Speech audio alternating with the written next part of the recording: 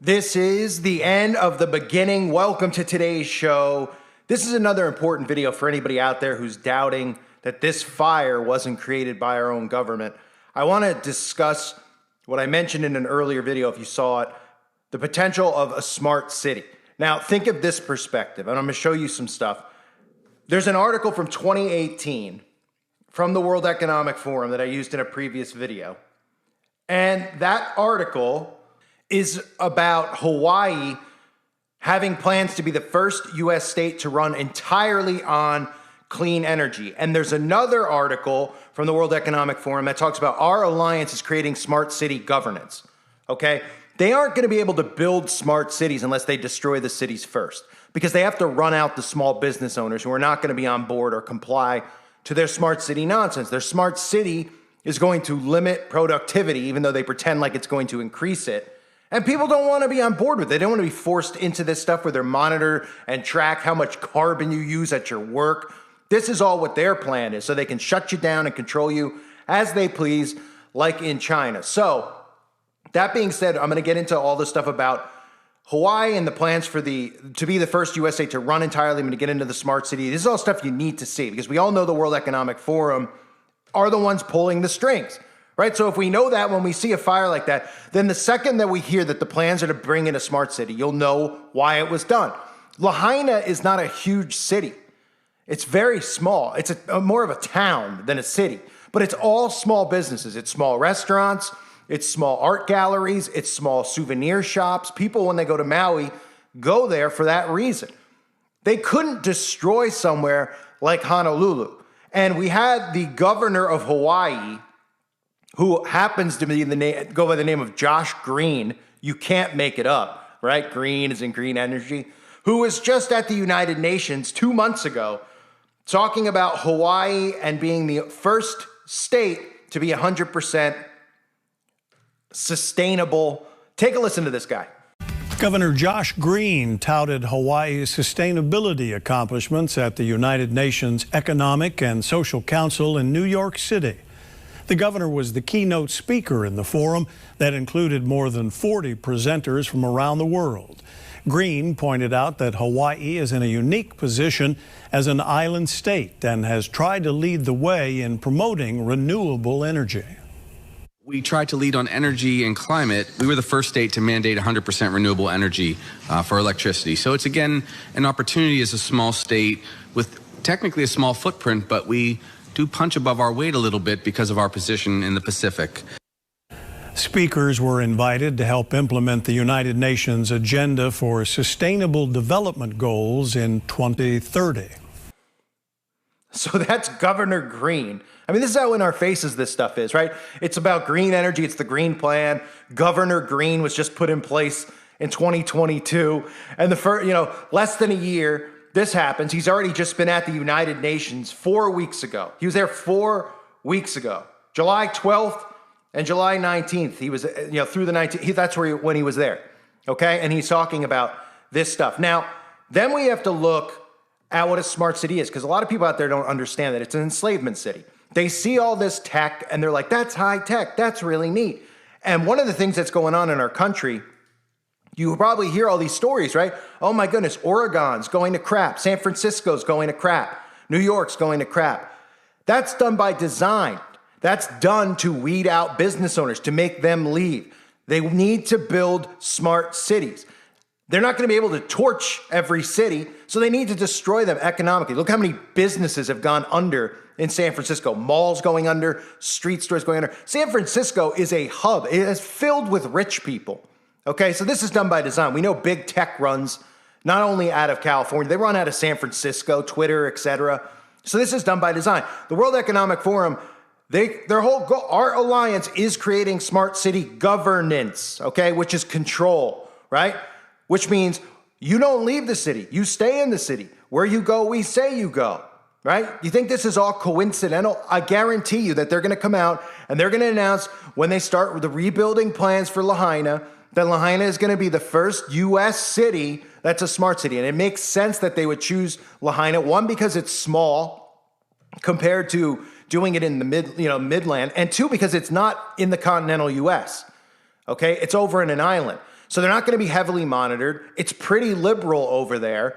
So they're going to be able to do that and experiment there and make sure they tweak everything the way they want to tweak it without doing it right here in the heartland. But then it will be coming eventually to San Francisco and Oregon and Los Angeles. All these cities that they're destroying are going to turn into these smart city bubbles. And if you don't know what it looks like, here's a layout of the smart city. I'm going to show you a video clip.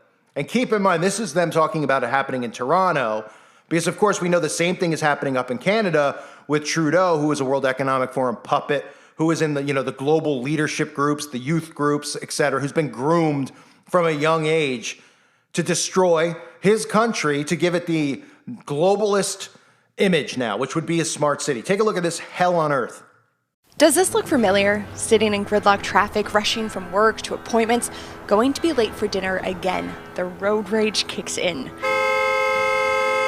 This is the life we're used to. But what if life could look like this? An oasis of green parks, endless sidewalks, and empty roads. Impossible? Well, it's actually the concept behind the 15-minute city. 15-minute city, or the 15-minute neighborhood, is certainly something that's become very much, you can say, in vogue recently.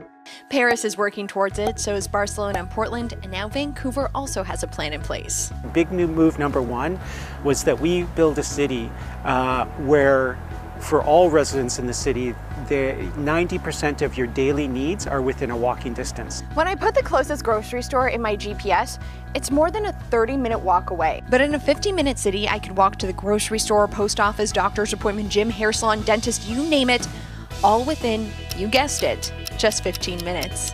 A solution not just for gridlock on the streets, but also for carbon emissions. In fact, the goals of creating a more walkable city were announced as part of Vancouver's recent Climate Emergency Action Plan.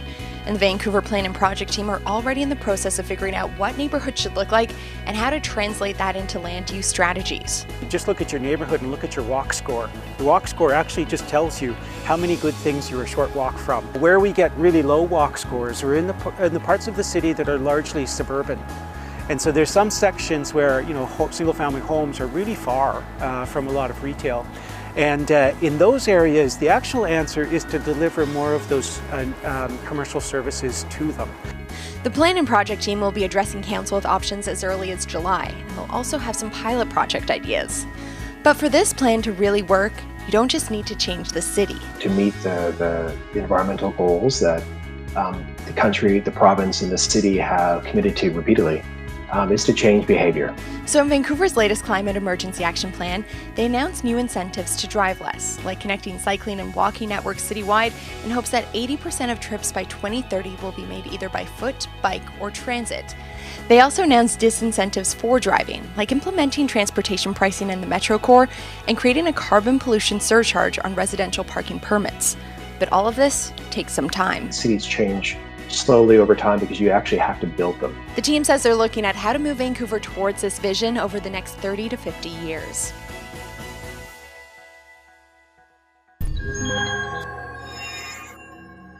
What happens when a group of the world's greatest minds gifted with wealth beyond our imagination buys a sprawling waterfront property in Toronto? They make plans for a $14.3 billion futuristic city, that's what. Sidewalk Labs released its Master Innovation and Development plans to turn a chunk of Toronto's Lake Ontario shoreline into the most futuristic city in the world. It would result in over 93,000 jobs and a better standard of living for its residents. Alphabet, an umbrella company that includes Google and Sidewalk Labs, is now creating the world's first smart city in Toronto, Canada. It seeks to provide technological solutions to improve citizens' lives. There will be two key areas. Quayside, which is along the shorelines of Lake Ontario and features houses, shops, and offices. The first office here, of course, will be Google's. The second area is the River District, an area of 152 acres featuring 5 neighborhoods surrounding the Don River. Now, on the housing front, there's a plan for a collection of new mixed-use buildings up to 30 stories tall. The project would cost around $3.9 billion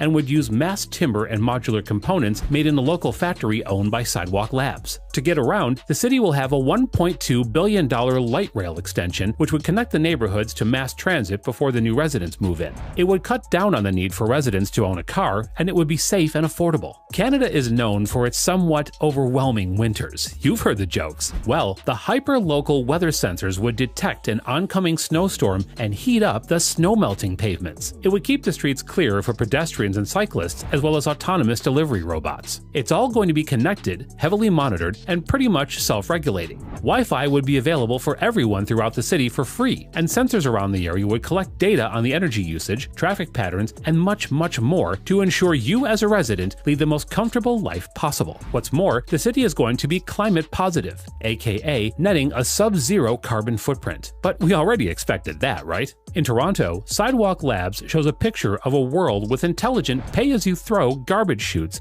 that separate your plastic from papers for you. The city would charge households by waste, and apps would tell residents when chairs on the waterfront were open so residents can get approvals for block party permits. In addition, traffic signals will auto-calibrate to ease pedestrian congestion during public events and rush hours. The director of Sidewalk Labs, Eric Jaffe, was primarily responsible for this impressive proposal. He expects, or rather hopes, that more cities around the world will pick up on this blueprint and use it for themselves. One of those ideas is for a factory-built housing. It helps developers complete their projects reliably, on time, and at a lower cost. Critique and government approval. Before all that, though, government officials have to scrutinize and approve Sidewalk Labs' master plan. Or not. And don't expect the process to be a snap. Some of the major elements of the project have shifted over time, and so have the targets of the project's detractors. When Waterfront Toronto, the government-appointed non-profit developer of Toronto's Eastern Shore, chose Sidewalk Labs to plan their smart city development, the most controversial point of the plan was the idea that a Google sister company planned to harvest data in public space. Over time, Sidewalk Labs was criticized for not revealing how they would use the data and who would control it, and for a while there, the Canadian Civil Liberties Association sued the government to stop the project. So sure, Sidewalk Labs dreamt of making a section of Toronto a futuristic city, the likes of which we've only ever seen in science fiction. But skeptics saw a darker side. Thousands of cameras monitoring streets, and data from every household being taken and used. This was one among many things their CEO, Sundar Pichai, had to testify about when he was called to Congress and pretty much grilled for 3.5 hours. For those reasons, and perhaps others, the Sidewalk Toronto project was abandoned in May of 2020 to give way for a new kind of city. As exciting as the new city would have been, we still lost the chance to have an internet-first community, which promised affordable internet and precise data on our carbon footprint and consumption to live more sustainable lifestyles. We lost a fully integrated transport system, social housing, 93,000 jobs, and finally, a green city initiative. But bigger things are to come. The new city in Toronto. Now, Quayside will have a new, different kind of development. The government called for proposals when Google and Toronto parted ways, and these new plans seem to center on affordability, low-carbon design, and an emphasis on local and minority-owned businesses instead of what some have called a dystopian nightmare. There's a lot to be done. So far, the plans only include glossy renderings of wooden skyscrapers and the integration of elements of Lake Ontario into parks and recreational areas. But one thing's for sure, it won't be a Google smart city. Would you want to live in a Google city? Let us know in the comments. And if you enjoyed this video, hit the like button and check out more on the Simply Tech channel. Thanks for watching, and we'll see you next time. So, I mean, that's what it looks like. And I understand the youth are going to think that that's cool because they think all that stuff's fancy and cool. They have no idea. They're like, wow, a flying car or a bike, I can get everywhere in 15 minutes. Oh, and it's going to be all people like me. And yeah, they're going to eat each other alive, first of all. But it's going to be, I mean, it is going to be an absolute dystopian city. And they know that they're going to be able to lure the liberals in. Oh, guess what? We have Planned Parenthood here. You can come here. Your body is, you could use your body however you want in this city. Oh, you're LGB. Oh, come to our city. You're accepted here. We have Pride every month. Oh, great. Get them in, trap them in. That's what they're going to do. That's exactly where this is headed. So they talk about on their website, it's pretty incredible how out in the open this is. Because when they did that, that's the first thing I thought of was the smart city. That's exactly where my brain went. They took a city, a small city down. I mean, some might consider it a town. But think about Maui, right? When people are like, I went to Hawaii, like 95% of people that travel to the Hawaiian Islands go directly to Maui, like direct flights. There never used to be. Maui is like one of the top destination points in the world. People go from all over to go to Maui. They don't necessarily go to the big island or Honolulu. They go to Maui. So they could build this whole thing on a place that's a very desirable island. And they can lure people in that way too. Oh, it's Maui. Maui's a destination place. And it is a beautiful place. If you look at it, was at least. It's tragic what it is, what they're doing. So, I mean, it absolutely breaks my heart seeing these people in the streets, in the airport. You know, somebody in the comment section said their parents were stuck over there. We're on vacation and this happened. Our prayers, obviously, my prayers go out to him and his family. Hopefully everyone gets home safe and everybody involved, because these people are absolute monsters. I can't say it enough. I can't say it enough. And that's why I continue to do this. I know we're supposed to love our enemies, but these aren't enemies. You know, to me, an enemy is like somebody you got a fight with, a kid you might have grown up with. Like the devil is more than an enemy. You know, like I'm not loving on the devil. And these people work directly for the devil. They have no regard for human life. And if you read a lot of their books, which I can't mention here, I can only mention on my website, it talks about how they look at us. They look at us as cattle. That's what we are to them. They don't even blink when they do this stuff. You think any of them are having remorse? No. It couldn't be clear that it's a direct energy weapon. Just like California a couple years ago couldn't have been more clear, right? What do you think they're doing with the technology? Shooting at the boogeyman in a cave out in Afghanistan? How convenient. They have laser tech. And now these fires are starting while they're telling us that there's climate change and they want to bring in smart cities. And then they're letting all the cities go to crap, right? They're letting the cities just be run with drugs, run with homeless people. People are sticking themselves up in the streets and the cops aren't even arresting them. It's insanity. It's insanity if you look at Oregon. But these are the places that have been chosen. Look at the cities that are being destroyed. They're being chosen to be rebuilt into smart cities once they run the businesses out and run a lot of the citizens out. Right? We see story after story. That's the purpose of it. They're not doing it because they want to let you know what's happening. They're doing it to condition you and let you know. They're doing it to let people in San Francisco know, oh my goodness, a person got punched by a homeless person. People are fleeing in numbers from New York. All done by design. And then, oh, they're going to rebuild all of this stuff.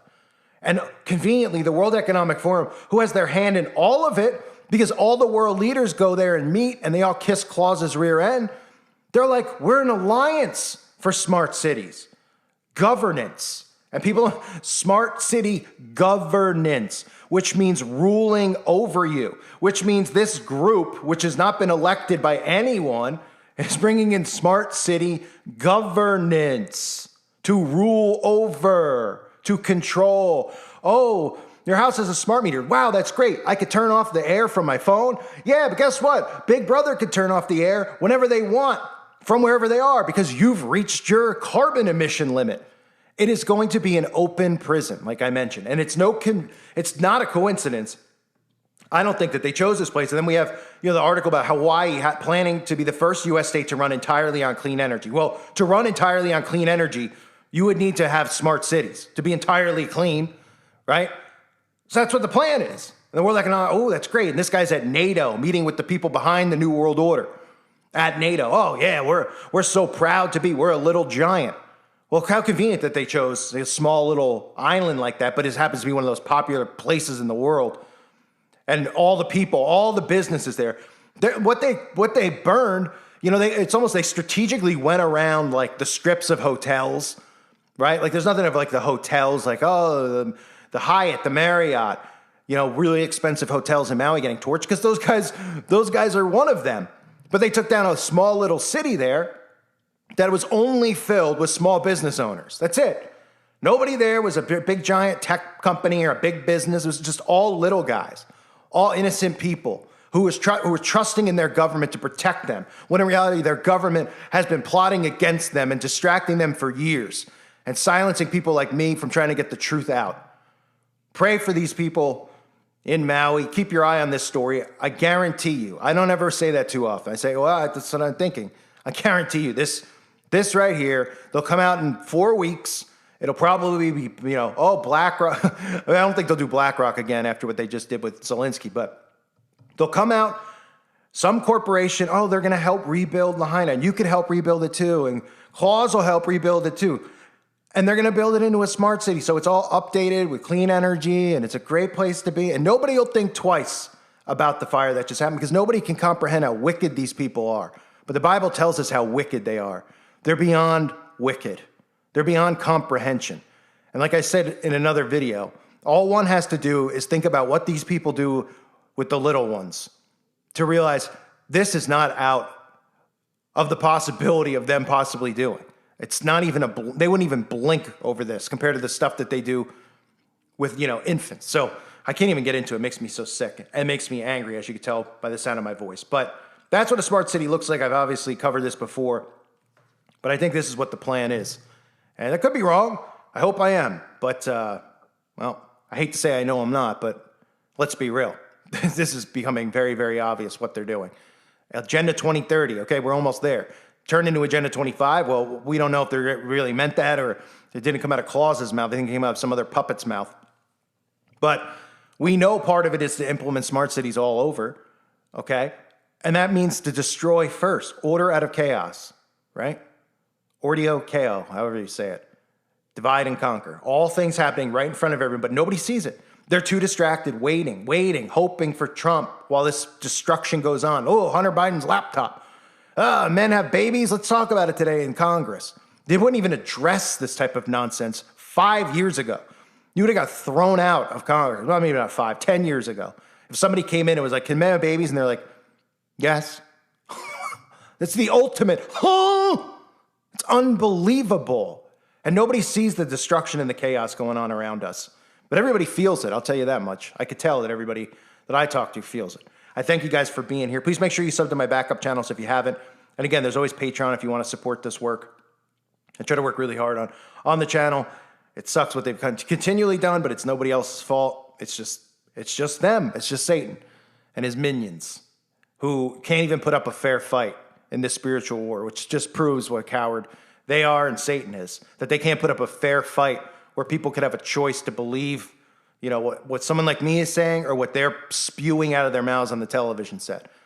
They're not giving the people a fair fight. It's ridiculous. It's absolutely ridiculous. I thank you guys again. God bless all of you as always and your families.